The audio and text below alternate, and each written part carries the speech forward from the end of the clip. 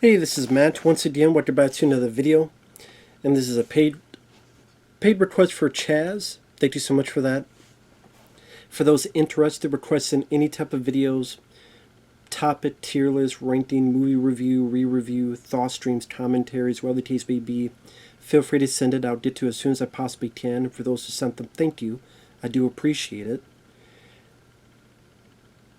The PayPal, CashApp links are down below. And this is for a documentary that is in two parts. What happened, Brittany Murphy? Now, part one is more about Brittany Murphy, and then part two is more about her husband, Simon. Now, this was done on HBO Max. For some reason, it's executive produced by Jason Blum. I'm like, a Blumhouse? Thought that was weird. Now, before we get into it, Brittany Murphy was one of those actresses that I did feel had talent.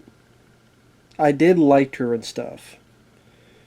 The film I remember her from is Drive, where Mark Dacascos and Kadeem Hardison. I think it's a very underrated film.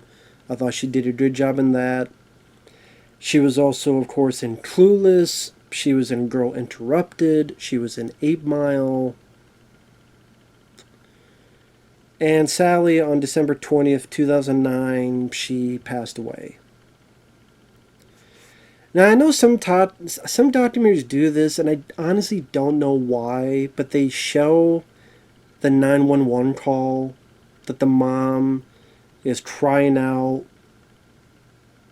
She doesn't know what to do. I don't know why. It's like Corey Feldman, his stupid documentary on the two Corys. He had to show the 911. Why show that? If it just feels exploitive. There's no reason to show the 911. There's no reason to show to listen to the 911 call, other than just to be exploitive. There's just no reason for it. And she died at 32 years old. And this is one of those things that I'm conflicted on, because on the one end, there's some interesting stuff in this, especially the people interviewed, some of them, like Kathy Najimy, who was on Team of the Hill. And Kathy Najimy definitely knew Brittany Murphy. In a way, she kind of seemed like a mother figure to her, just the way she talked, and and I liked Kathy Najimy. I liked her in Sister Act, and she was in Hocus Pocus, and many other stuff. You also have, for example, a girl and her mom who knew Brittany Murphy during her school play days. Amy Heckerling, who directed her in Clueless. They talked with the director of Don't Say a Word. That's the one with Brittany Murphy and Michael Douglas. Which, God, I haven't seen that film in a long ass time. I'll never tell. Sean Levy, he's in it for a teeny bit because he directed her in Just Married with Ashton Kutcher. They interviewed the coroner. They interviewed the deputy examiner into the cause of death. They do interview some journalists at the time, like one from People magazine. But, Chris Hanley, which he was a writer on that film Freeway with Reese Witherspoon. Him and someone else were interviewed because I think Brittany Murphy was in Freeway. So their interview, they talked a little bit about Brittany Murphy. But it does this thing where it'll go like to her life, then it'll go back to the days after her death. Then it'll go back to her career. Then it'll go back to the investigation of her death. Then it'll go back to her career, then her death, then her career, then her death. And I would have preferred if it was talk about her career, then talk about her death.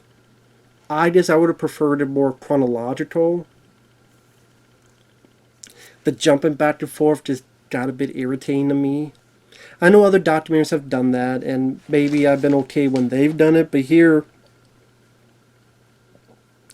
I'll be honest, part of me wanted to know more about her career than her death. Because to show like where that was going, and like the bit where after Clueless there were people saying, well, you're cute, you're huggable, but you're not fuckable. And that Brittany Murphy would hear that a lot after Clueless, and perhaps that's one of the reasons why you would see her much thinner and much different than in Clueless.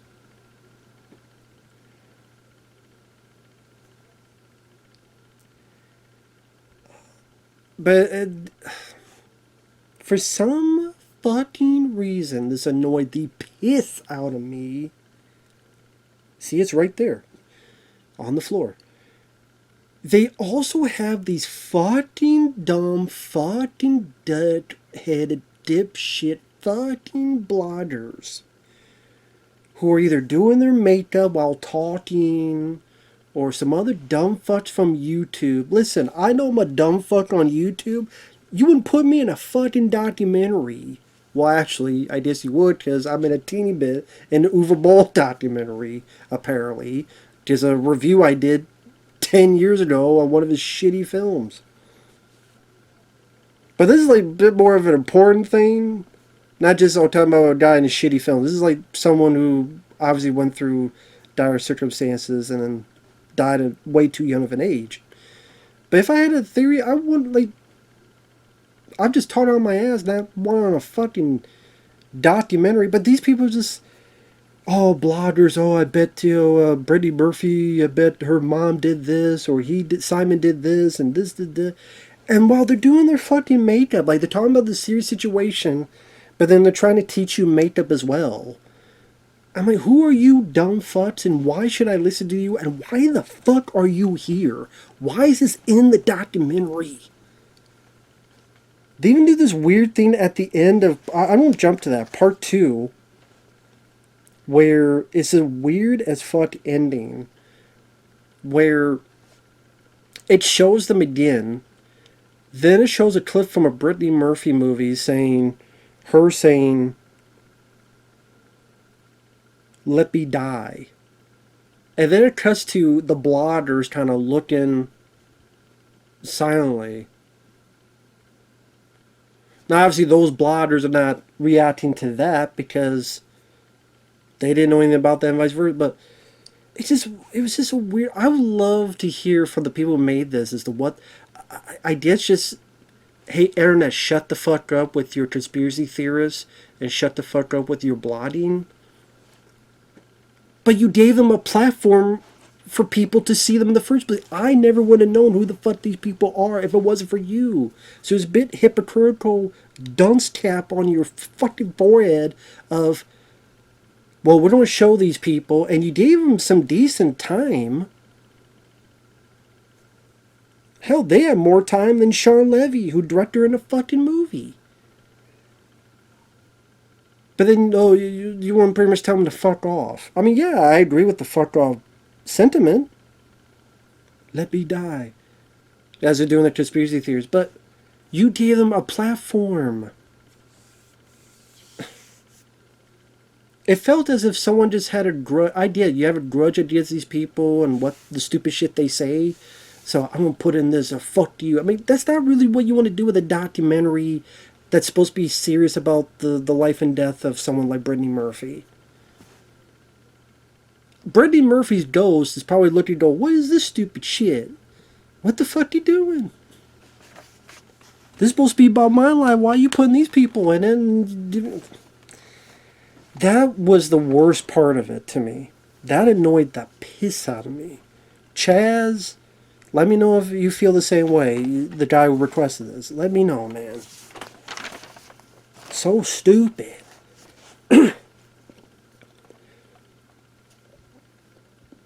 Why are these makeup YouTubers and conspiracy theories YouTubers on here? Or from TikTok?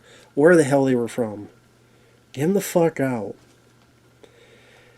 They'll go from the coroner, then go back to October 1990. And the stuff, talk about her early career, That was interesting to see. Like this local fair report footage where it's October 1990. Brittany Murphy was very young, and someone gave her a microphone and tried to let her to interview other kids. Oh, you going to the fair? You know, what are you here for? Now, that was cute to see. Again, her school play days. Talked to the mom and the girl who was her friend back then. And then it goes back and forth, and it talked a lot about Simon, the husband, and about how the husband opposed an autopsy, and how this guy Simon is a piece of shit, a dead piece of shit, but he's a piece of shit.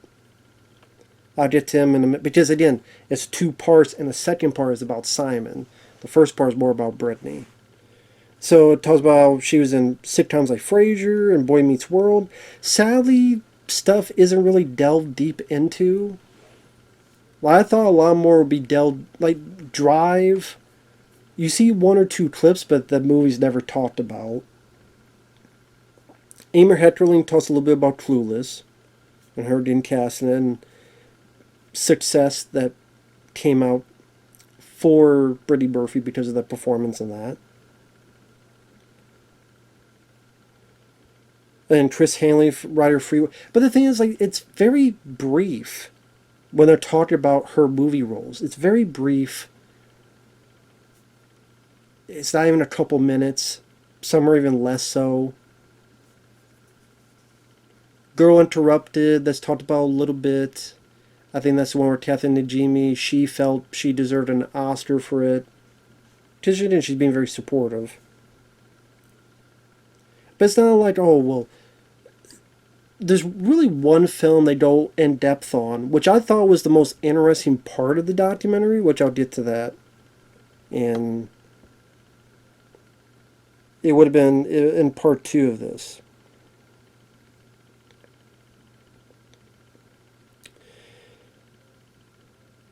But it's also delving into this Simon guy, about how manipulative he was, about how he would be on Larry King Live with Brittany Murphy's mom, and they would like put on this act, and then someone mentioned like when they got off, the act wasn't really there anymore. About how the publicity, before her death, there'd be a lot of these cheap shots. Oh, she must be taking pills. Why is she anorexic? How come she's so thin?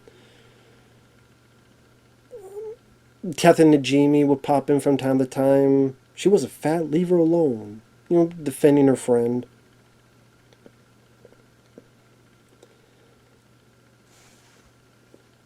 The husband tried to start this Brittany Murphy Foundation where he was going to charge family and friends to go to the funeral. Like, if you want to go to the funeral, you have to pay. And then people are like, well, this is stupid, what the fuck? And it was him trying to get money. And obviously much more of a suspect for this guy. The deputy examiner, I liked her because she really broke it down about prescription drugs, anemia, pneumonia. And at the end of the day, which I'll get to more later, there's these theories that, well, Simon poisoned, and they get into that in part 2. Was it mold around the house? Because literally in May 2010, the husband, Simon, dies. So, what, 5 months? Yeah, about 5 or 6, about 5 months later, the guy dies now? At almost the same way? So then people think, well, was it mold? Did the mom have anything to do with it? Did Simon, like... I don't know if you would say, yeah... I think at the end of the day, and they go into Simon much more in part 2, like I said, you had a guy like Simon who you find out was a con man, was a manipulator, was a liar.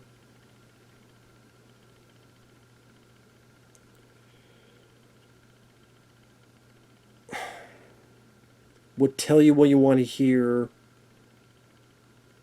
You find out he had one kid and abandoned the woman and her kid.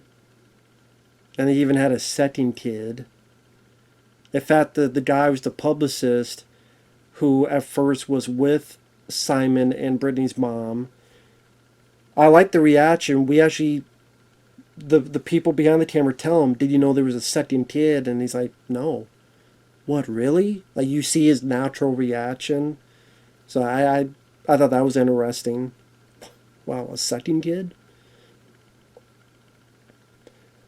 But he was a guy that would lie about anything. On the flip side, you have Brittany Murphy, a woman who, after success of Clueless, has success, but the way I interpret it, she had a low self-esteem of herself. She would read stuff, people saying that she was, quote, again, cute or huggable, but not fuckable. And that, well, in order to get ahead, in order to be the lead in movies, you gotta be a sex bomb, you gotta be a sex symbol, you gotta be sexy, sexy, sexy. So it was doing stuff to make her thinner, doing stuff to do this and that. And you change your body that way, something like anemia or among other stuff could happen. And of course, people would assume that she would get skinnier and skinnier. And like people could clearly see that there's a problem, and people assumed it was drugs. And then you have this other guy.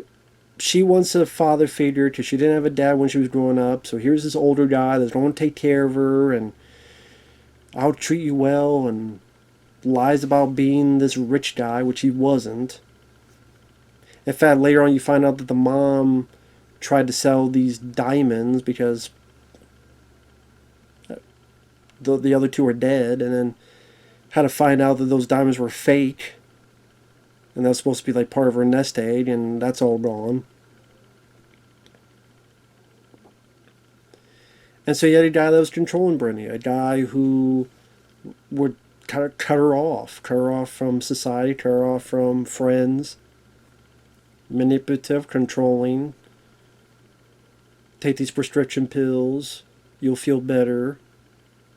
Probably not eating as much, probably not sleeping as much, so you're getting thinner and thinner. Your health goes down, which helps, work out the anemia. So when you get pneumonia is dangerous as well, but when you're that far gone and you're that thin, it screws you up even more.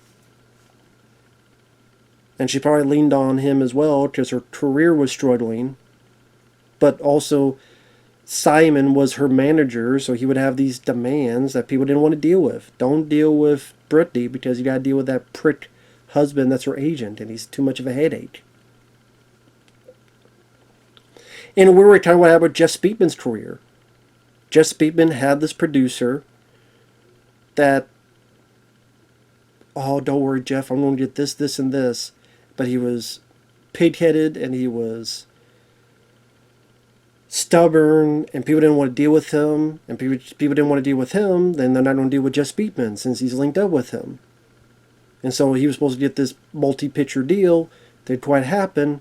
Because the producer guy being kind of controlling you. It's fucked up everything. It's fucked up your deals, fucked up your career, screwed everything up. This is sadly even worse so.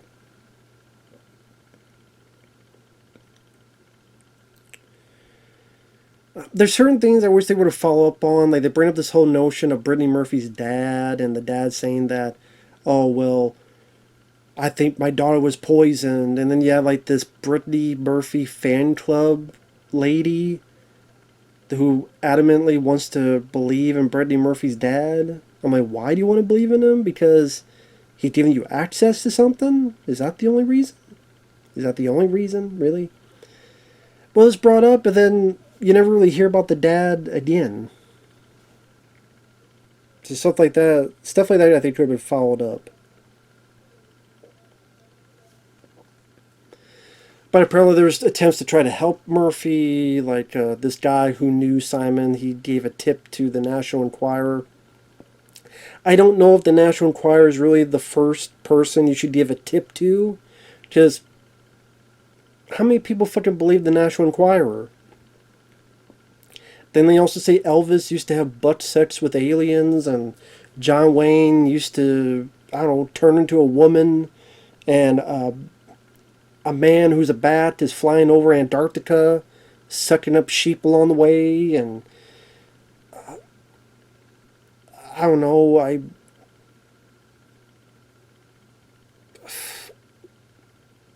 married an abominable snowman. I mean, those are the fucking headlines National Enquirer, so I don't know if this is really the place to tip off to. Maybe something more of a better a better fucking source, like a better system to funnel the information out would have sufficed. Not the National Enquirer, dude. But the intervention failed. Brittany Murphy didn't want to hear about it because her and her mom, they believed in the Simon guy adamantly. The stuff that was most interesting in both parts, the most interesting, was one of her final films. Well, maybe it was her final completed film. Across the Hall, which I'd never seen this film, but they talk with the director, and they show a lot of raw dailies. And he tells about how being Brittany Murphy she was nice, she was kind. But then when it started shooting, it was like Dr. Jekyll, Mr. Hyde.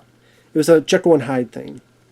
She was 3 hours late. She would keep forgetting lines. She seemed spaced out.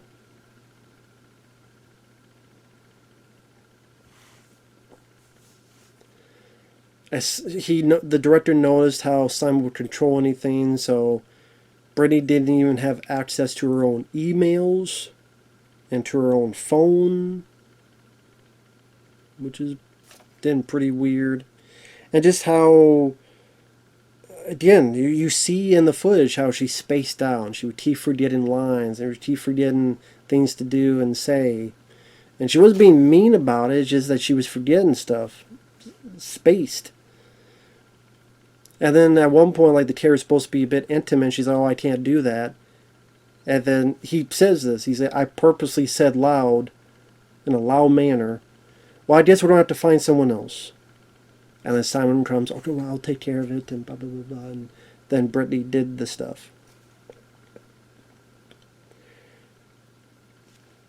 So it seems like she's someone who, again, the Simon guy had a short leash and would control into, hey, take these, honey, take these pills, take this stuff here, eat this, drink that, go over here, do this. Don't worry, I got you covered, blah, blah, blah. So she'd come out late, and she'd come out bleary, and she'd come out spaced out, and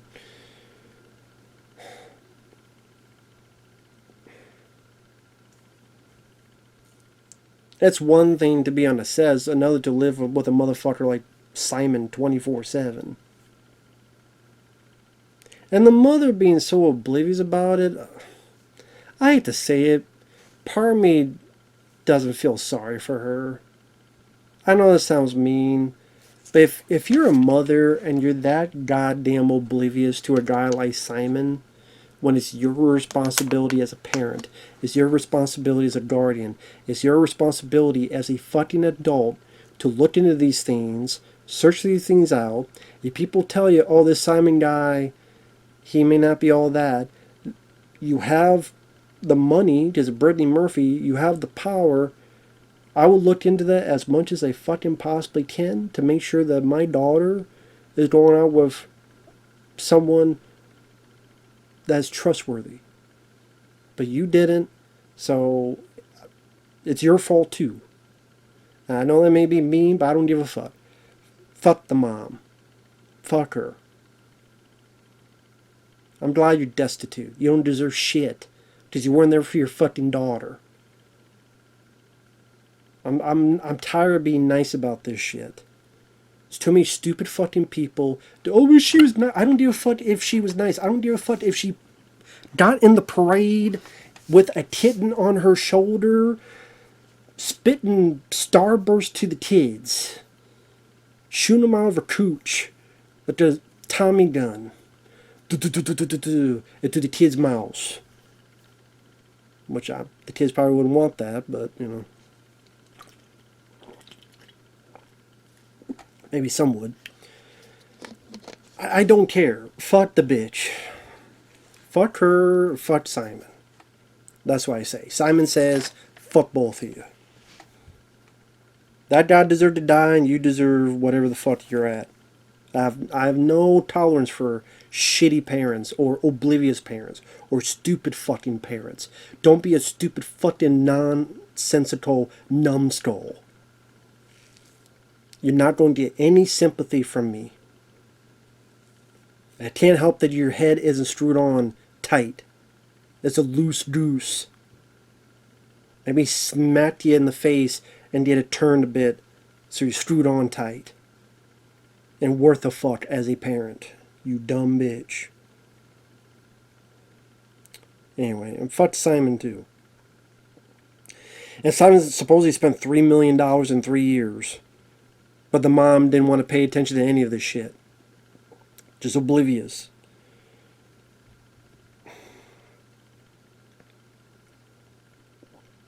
I did like that they interviewed one of the women who had one of Simon's kids, and I felt sorry for her. I felt sorry for her because she was in love with this guy, and then one day he leaves, and she has a kid. She doesn't know what to do, and then she puts it, she wanted to end her life, but she did not end her life because she needed to take care of her kid. And it looks like, she did take care of her kid. I guess sometime later when he got with Brittany Murphy, he called her and said, "I'm going to buy you a house." And she's like, "Okay, I idea what it is. He wants to shut me up because if I say something, there'll be..." Which honestly, I don't blame her for taking it, because if the news was already out there, if there's already intervention from friends and close friends, and if Brittany Murphy doesn't want to listen to her close friends, she's not going to listen to some stranger over there. Although, I don't know, could you do DNA testing and prove it? But then would Simon use Simon could use Brittany Murphy's money to just shut this woman up, so it's like, I want to protect my kid. I'll just take the house. I can't really blame her. I don't blame her. I'll blame Brittany Murphy's mom, but I won't blame this mom. And sadly, it worked out for the best for her. This wasn't said, but if she had stayed with Simon, she could have ended up like Brittany Murphy. Or maybe the kid. Or something like that. But she's alive. I'm assuming her kid's still alive, so maybe it worked out for the best. Sadly, not for Brittany Murphy. One other sad thing is, I think it was one of the last films she did, there's a makeup lady that is interviewed. And she mentions about how Brittany Murphy, I guess Simon thought he was a makeup artist too and would do his own makeup on Brittany. And the actual makeup artist, she goes, "This isn't going to work. He's making her look like a clown." And she kept noticing about how thin Brittany looked. I think she even said she looked like Bambi. So, looked like Ally McBeal. That's the way I would put it. And that's where you get that weird ending where it's just this strange edit of the blogger still do conspiracy. It must be Simon, or it must be murder, or it must be poisoned. And then Brittany Murphy footage, "Let me die," and then the bloggers, they stop talking. I don't know. I don't know if that's really something to do for a serious documentary. I don't know. That just was weird to me. Like, you're using a dead person, her words for, I don't know. Just something about that felt exploitive. I don't, like the 911 call at the beginning of part 1. That's what I mean, I'm conflicted on. There's some interesting information. There's some interesting info. Kathy Najimy, she definitely was very heartfelt. The last time we see her is she wishes she would have gone there sometime and just dragged her out, even if she hated me. Like, you feel the sorrow from her. You feel the... And then, I mean, to Kathy Najimy, you didn't do anything wrong. She won't see this. She won't hear it. But Kathy didn't do anything wrong. So, I felt bad, for her. But I get that. Like, in retrospect, you wish you could have done more, but at the same time, it seemed like even if you dragged her out, she would have just gone back to him anyway. So, yeah. To do with a lot less of the bloggers and the makeup tutorials, stupid fucking bitches, and would like to hear more about her film career, like detail-wise.